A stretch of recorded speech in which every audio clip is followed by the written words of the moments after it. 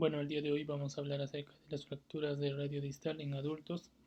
Mi nombre es Roberto Arpigomení, soy médico residente de segundo año del Hospital Nacional Alberto Sabogal Sologuren en la especialidad de traumatología y ortopedia. Bueno, dentro de los contenidos vamos a hablar acerca de la epidemiología, un recuerdo anatómico, los mecanismos de producción de fractura, la clasificación, las indicaciones quirúrgicas y los tipos de tratamiento. El objetivo de esta charla es determinar cuándo es un quirúrgico una fractura de radio distal y qué tipos de tratamiento existen. Bueno, las fracturas de radio distal son una de las fracturas más antiguas que existen dentro de la humanidad, porque inicialmente fueron descritos en el año 1814 por Abraham Coles, y en honor a él se ha denominado a la fractura como la fractura de Coles al tipo de fractura más común que existe en radio distal. Y es importante este tipo de fracturas porque es muy frecuente. Probablemente sea la fractura más común que se presenta en el cuerpo humano. En la práctica clínica puede representar hasta un 15% de todas las atenciones. Y habitualmente ocurre en dos edades, en los pacientes adultos mayores y en los pacientes jóvenes. Generalmente en los pacientes adultos mayores este tipo de fractura es extraarticular y el mecanismo de producción es un mecanismo de baja energía, generalmente un adulto mayor que sufre una caída de su propia altura.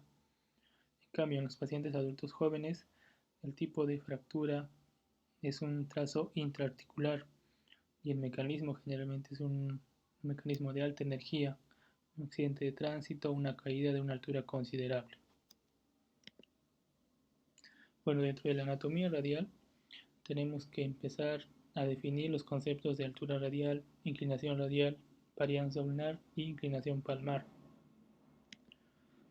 Bueno, esas mediciones se hacen en radiografías AP y laterales y nos sirven para determinar si un trazo de fractura es inestable o no.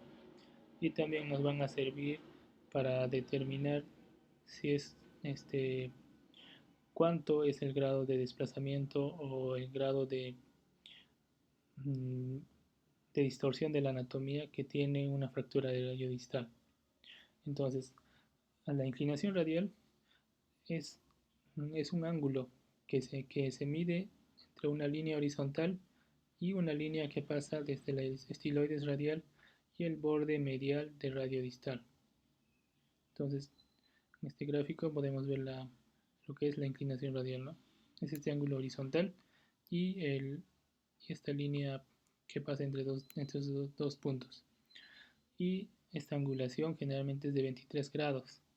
Habitualmente en las fracturas de radio distal, esta angulación disminuye, generalmente disminuye y a veces es 10 grados, 15 grados.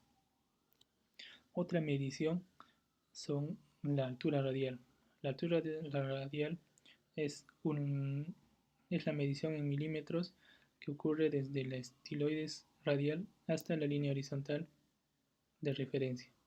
Generalmente es de 11 a 12 milímetros. Igual que en una fractura radiodistal, esto puede disminuir y de acuerdo a la gravedad puede disminuir más o menos. La varianza ulnar se refiere a la posición del extremo distal del cúbito respecto al extremo distal del radio. Generalmente el extremo distal no puede estar más allá del extremo distal del radio.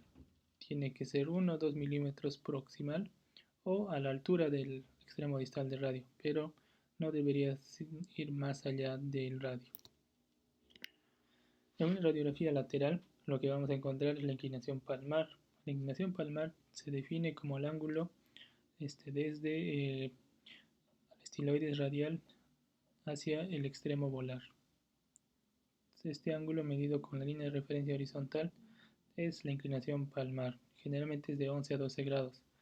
¿Qué es lo que pasa en una fractura radiodistal? Esta angulación se invierte. Lo que pasa lo que ocurre es una inclinación dorsal, ¿no? Quiere decir que este ángulo se hace contrario, ¿no? Se hace contrario, o sea, ya el radio ya no está inclinado hacia ventral, sino hacia dorsal. Esto tiene una importancia para la biomecánica de lo que sería la muñeca y la mano, porque esta relación va a hacer que la muñeca pierda fuerza para la extensión o para la flexión cuando no existe una inclinación palmar, cuando esto se invierte generalmente. Bueno, los mecanismos de fractura. Existen varios mecanismos de fractura. El más común es este de acá del gráfico. Ocurre cuando la mano está extendida y la muñeca está en flexión dorsal. Cuando esto ocurre, el patrón de fractura que ocasiona es una fractura extraarticular con el extremo distal, con el extremo distal que se desvía dorsalmente. El otro patrón de fractura es cuando la mano se encuentra en una flexión palmar y lo que ocasiona es que el fragmento distal se desplace ventralmente. Habitualmente esto se conoce como una fractura de Smith y a la más común como la fractura de Colles. Las fracturas de Barton generalmente son fracturas de alta energía donde el trazo de fractura es intraarticular y puede haber Barton dorsal o Barton ventral. Barton dorsal cuando la combinación es dorsal y ventral cuando la combinación es ventral. Existen muchas clasificaciones para las fracturas de radio distal y esto ha ido variando de acuerdo con el pasar de los años. Entonces hace ver la complejidad de este tipo de fracturas. La clasificación de Friedman es una clasificación que da en especial importancia a lo que son la articulación radiocubital y la articulación radiocarpal. Entonces, los tipos 1 y 2 nos indican que los trazos de fractura son extraarticulares, o sea que no han comprometido ni la articulación radiocubital distal ni la articulación radiocarpal.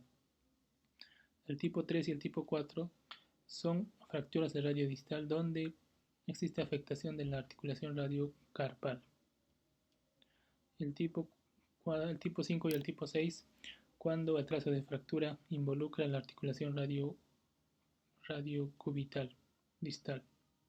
Y el tipo 6 y el tipo 7 y el tipo 8 cuando existe afectación de ambas articulaciones. Y acá Friedman lo que hace es dividir, ¿no? Cuando tienen o no afectación del estiloides cubital.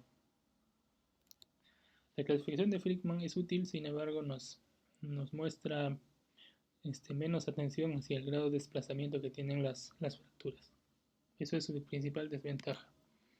Otra clasificación es la clasificación de Fernández, donde nos da una especial importancia hacia el mecanismo de lesión. De tal manera que el tipo 1 es un mecanismo de lesión generalmente causado por tracción.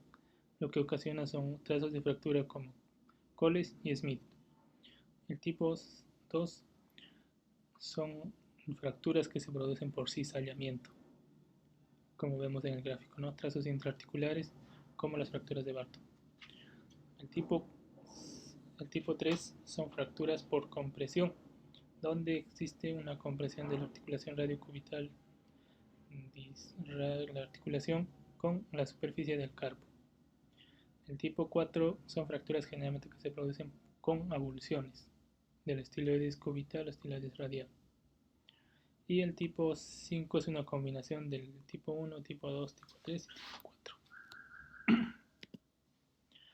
Sin embargo, la clasificación que tiene más alta variedad, o sea que incluye la mayor cantidad de patrones de fractura, es la clasificación de la AO. La AO, como hemos visto, denomina al radio con una denominación de 2R. El tipo 3 nos indica que es el extremo distal.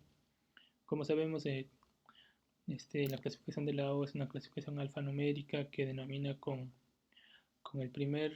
Con el primer número al tipo de hueso. El segundo número nos determina si es el extremo proximal el 1, la diáfisis el 2 y el extremo distal el 3. Y la letra A, B, C nos indica si el trazo de fractura es intraarticular parcial, es extraarticular parcial o es intraarticular total.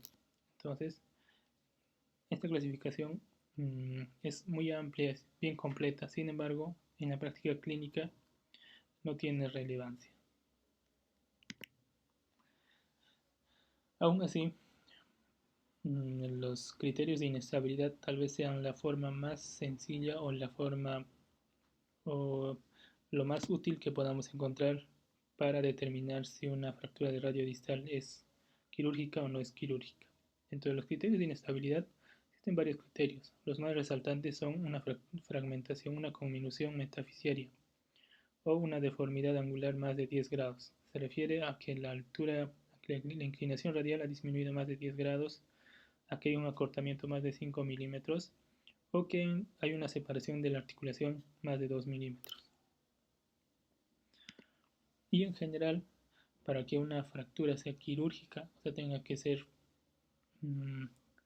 a través de una reducción abierta y fijación interna, tiene que cumplir con ciertas características. Por ejemplo, tiene que ser una fractura con un síndrome compartimental asociado, tiene que ser una fractura con una lesión vascular o neurológica, tiene que ser una fractura que ocurre en ambas muñecas, tiene que ser una fractura que tiene un alto riesgo de un desplazamiento con un tratamiento conservador, tiene que ser una fractura que tiene un acortamiento radial más de 3 milímetros, una inclinación dorsal en una radiografía lateral de más de 10 milímetros, un desplazamiento articular más de 2 milímetros o una fractura expuesta. Entonces, las opciones de tratamiento varían. En general podemos encontrar 4 tipos de tratamiento. Tratamiento conservador o lo que podríamos decir tratamiento con reducción cerrada más yeso. Puede haber también un tratamiento abierto con una fijación interna, una fijación percutánea y una fijación externa. La reducción abierta y la fijación interna es el tratamiento preferido para pacientes jóvenes que tienen un trazo intraarticular o que tienen criterios de inestabilidad, porque ya se ha comprobado que los pacientes que tienen un escalón articular o una separación entre los fragmentos de más de 2 milímetros hacen osteoartritis temprana en el 100% de los casos. Entonces, en estos pacientes, el tratamiento preferido es con una placa y tornillo. Otro tipo de tratamiento son las fijaciones externas, y esto generalmente es el tratamiento de elección cuando las fracturas de radio distal son expuestas, cuando existe una conminución, una fragmentación severa, y el tratamiento con reducción cerrada más una colocación de un yeso braquipalmar. Generalmente esto se prefiere para pacientes que son adultos mayores, pacientes con baja demanda funcional o pacientes que no cumplen con los criterios de inestabilidad. Entonces, ya para terminar, los puntos claves para recordar serían que la fractura de radio distal es la fractura más frecuente que existe en el cuerpo humano. También recordar las definiciones. Cuánto tiene que ser la inclinación dorsal, cuánto tiene que ser la altura radial, cuánto tiene que ser la varianza lunar y la inclinación dorsal. Entonces, tal vez más que recordar clasificación, es importante recordar los criterios de inestabilidad. Y también por qué es importante el tratamiento quirúrgico. Ya hemos visto, el tratamiento quirúrgico nos puede prevenir o puede evitar que el paciente haga osteoartritis.